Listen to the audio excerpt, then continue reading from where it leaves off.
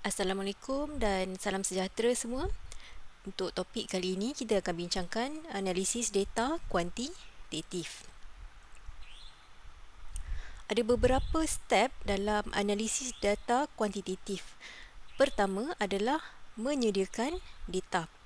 Anda masih ingat apa yang telah kita belajar pada minggu-minggu lepas mengenai survey, penskalaan dan sebagainya akan dijadikan di dalam bentuk yang lebih bermakna namun lebih ringkas melalui proses pengekodan. Ini di mana semua maklumat-maklumat akan diwakili oleh nombor.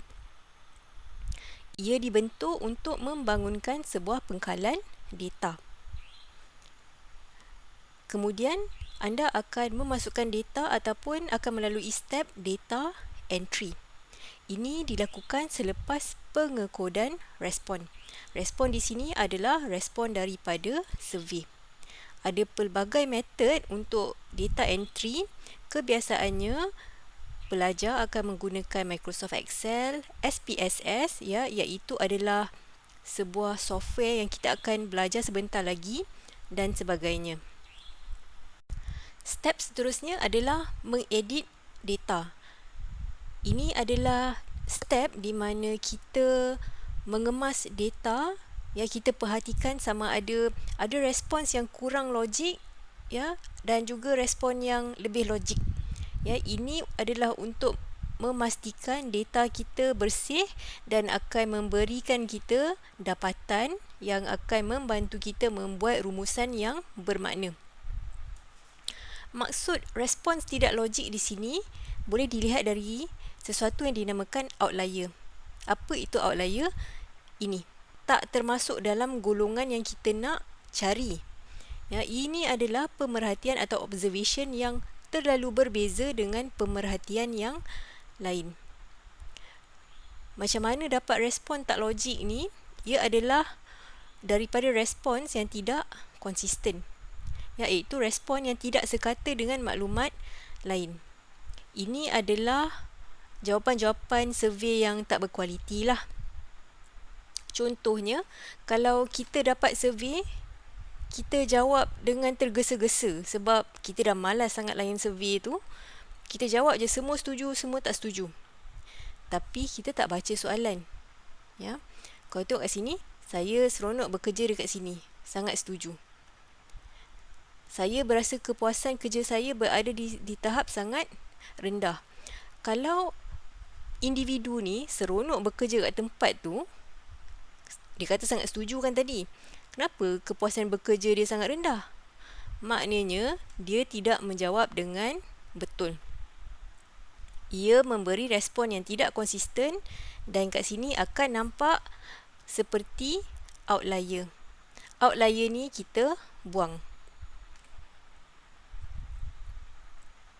Setiap skala akan memberikan data yang berbeza.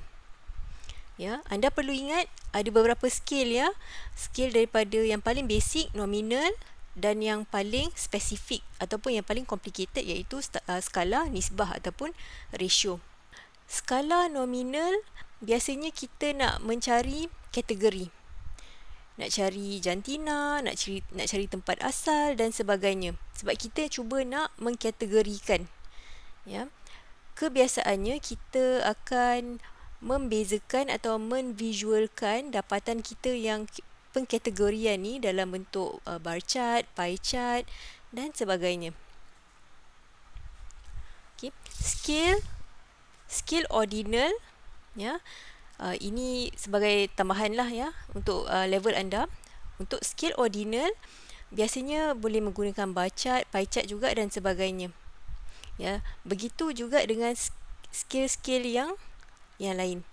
Interval dan ratio ini contohnya kalau anda menanyakan soalan sangat puas hati ataupun sangat tidak berpuas hati dan you will choose between 7 points. Ianya lebih spesifik lah dan akan mengukur dari segi mean. Untuk kelas pada kali ini, Ya, untuk analisis data kuantitatif, saya berikan anda latihan untuk membuat analisis data supaya at least anda ada pengalaman menggunakan SPSS, ya, after you have done with this subject.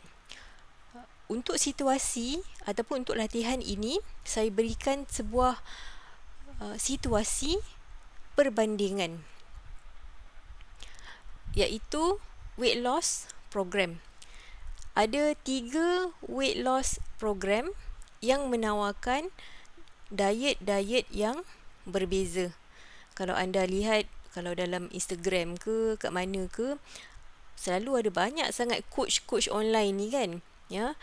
And they have different approach, they have different diet, they have different program.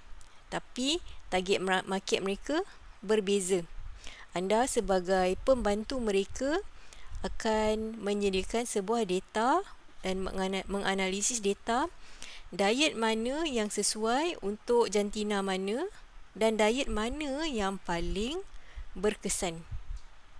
Okay. Untuk latihan ini, anda perlu download software SPSS.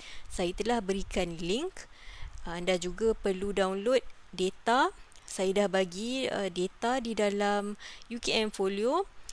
Perlu ada kedua-dua file data dan juga software untuk anda teruskan.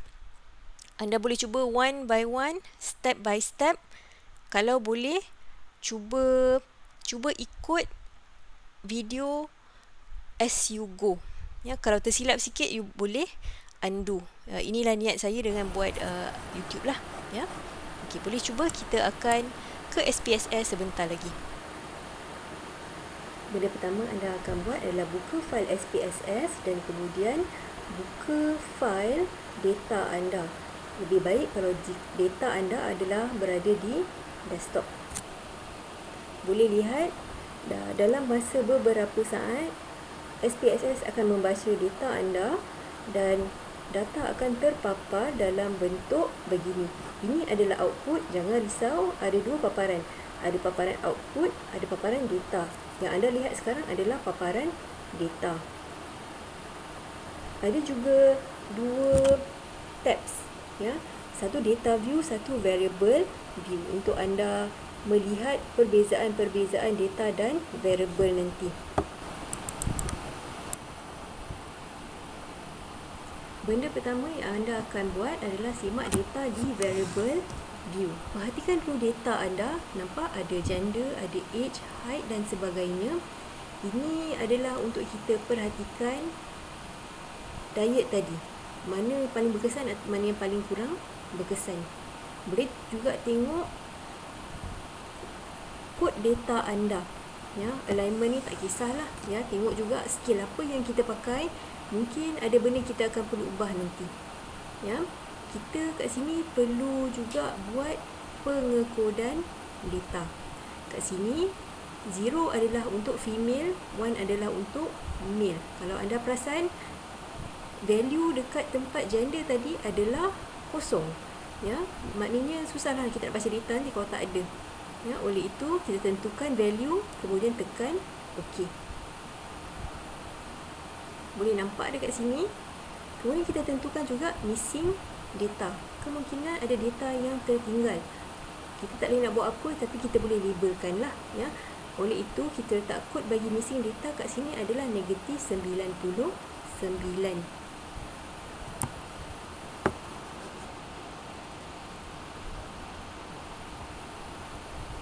Okay. Kemudian anda perlu ingat jantina adalah menggunakan skala nominal. Ya, oleh itu tukar dekat measure dekat sini skala nominal. Boleh tengok dekat paparan data ada tak berlaku perubahan. Nampak gender tadi dalam bentuk 0 dan 1. Ya, jadi anda akan lebih mudahlah untuk buat rumusan data. Kita cuba buat adalah kita cuba check data melalui tool SPSS. Kita pergi ke analyze, descriptive statistik, kemudian explore. So kita cuba pergi kat sini, dependent list adalah pre-weight, factor list adalah gender.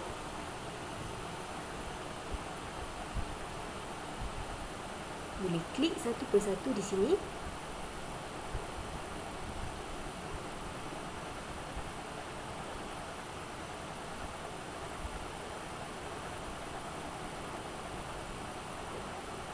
Kemudian tekan OK. Okey, akan keluar output dan dia akan nampak graf juga. Ya. Ada pre-weight negatif. Mana ada orang weight negatif, betul tak? Takkan ringan sangat. Maknanya ada error. Tengok balik kat mana weight negatif tu. Pergi check dekat output. Okey, nampak dekat sini participant number 33 ada error. Okey, jadi anda pergi dekat kolom pre-weight, check under row participant 33, kemudian buang simbol negatif tu. Ya. Apa yang anda boleh buat seterusnya adalah anda boleh jawab soalan ini. Ya. Nampak kat sini selepas anda betulkan tu data nampak lebih normal. Okey. Pergi kolom buang tanda negatif, buat deskriptif statistik balik.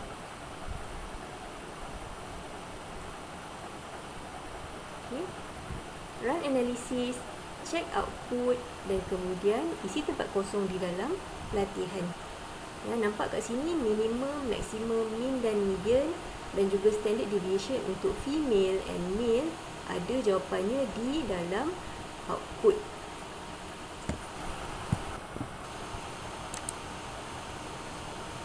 Kita cuba nak menjawab soalan seterusnya, iaitu diet mana yang paling banyak weight loss. So, kita pergi ke transform dan compute variable. Ini akan mengira berapa banyak weight loss dan ciptakan satu kolom untuk kita.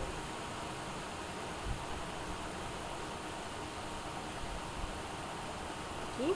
Boleh nampak dekat sini dah ada satu kolom baru iaitu weight loss.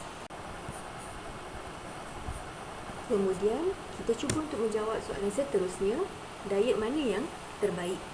Ya, untuk ini kita pergi ke graph, kemudian klik legacy dialog, kemudian kita klik error bar. Okay, di sini kita letak variable adalah weight loss dan kategori x-axis adalah diet. Confidence level untuk social science adalah 95, tak payah kacau ya. Okay. Kemudian boleh nampak dekat output dah ada graf yang berupa sebegini. Kat sini boleh nampak mean dia berapa, mean tu yang mean berapa, ya, confidence interval berapa, ya, range dan sebagainya. Saya jawabkan satu untuk anda supaya anda boleh tahu yang seterusnya nak jawab berapa. Ya. Contohnya untuk diet 1, mean adalah kira-kira 3.3. Ya. Dan confidence interval adalah 2.35 ke 4.25.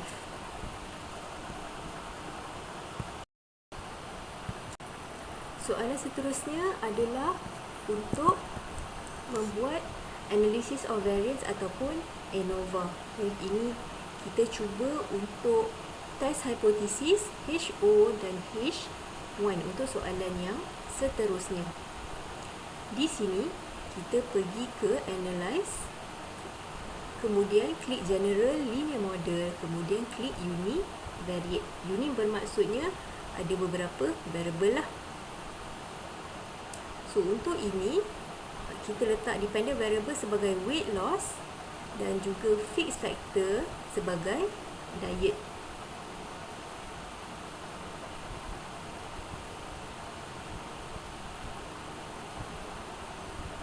Kemudian kita klik kepada post hoc sebab kita nak buat ANOVA.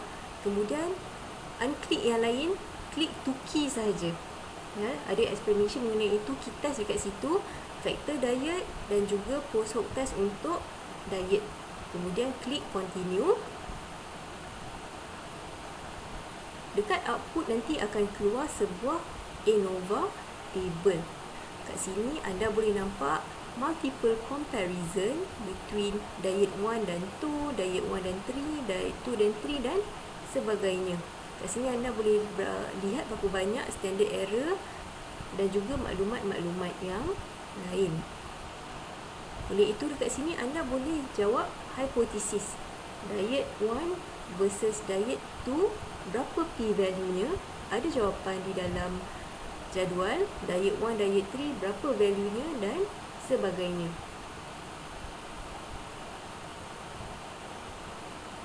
So jawapan nampak kat sini, interpretasinya mungkin tak ada tak ada significant difference between diet 1 and 2.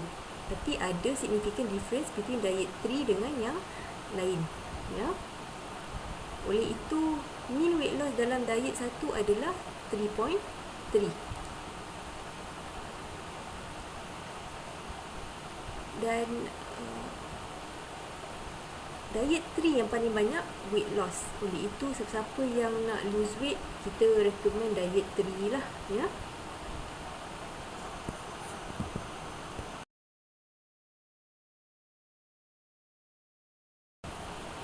Soalan seterusnya adalah interaksi antara gender dan diet.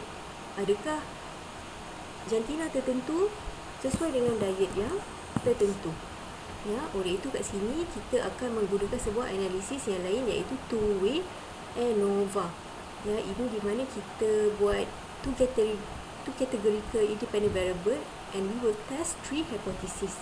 Di sini kita pilih graph, kemudian klik legacy dialog, kemudian klik line.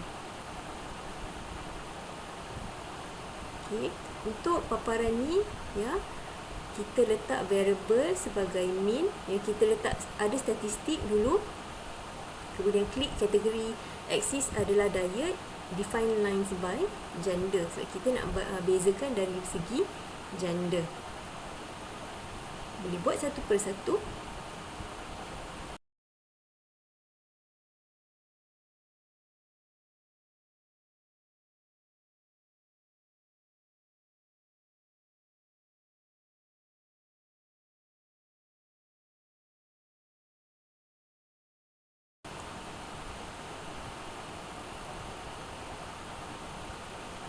Kemudian boleh klik OK.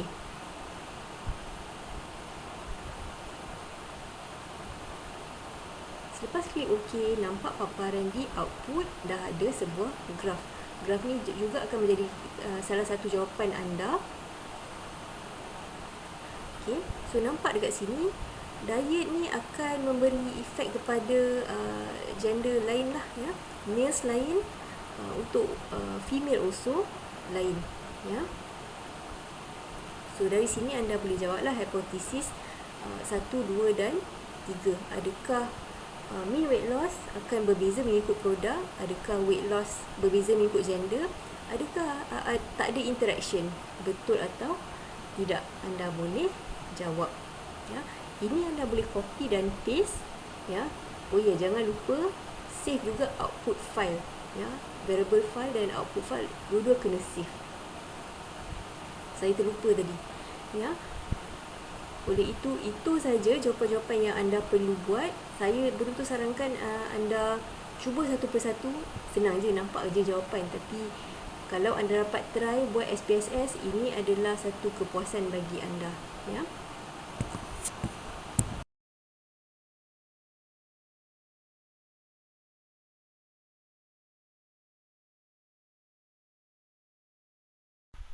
Oleh itu, selesailah latihan anda. Jika anda sudah dapat menjawab dengan jayanya, tahniah saya ucapkan. Di sini, anda boleh lihat cara anda boleh menggunakan data yang sedia ada untuk membezakan pelbagai produk, misalnya pelbagai program, untuk pushkan sesebuah produk anda, untuk pushkan sesebuah program anda. Misalnya, saya bagi contoh program diet. Anda juga boleh lihat dengan melalui pengkategorian, ya. Jantina tadi ada lelaki, ada perempuan. Mungkin ada produk yang sesuai untuk lelaki, mungkin ada produk yang sesuai untuk perempuan. Dan ini akan membantu anda untuk tailorkan program marketing anda, ya. Sebab kalau dah tahu masalah-masalah demografi, jantina ke, umur ke, anda dah boleh targetkan market anda melalui marketing yang telah anda tailorkan. Ya. Okey, so dengan itu anda telah memahami perbezaan kategori jantina tadi kan, dan anda juga telah berjaya menggunakan data untuk tujuan strategi pemasaran. Itulah kegunaan pelbagai data yang sedia ada dan pelbagai software yang telah sedia ada. SPSS sebenarnya terlalu basic dan saya harap anda boleh menguasai function-function yang basic yang telah saya tunjukkan sebentar tadi. Kita jumpa pada kelas pada minggu hadapan. Sekian, terima kasih.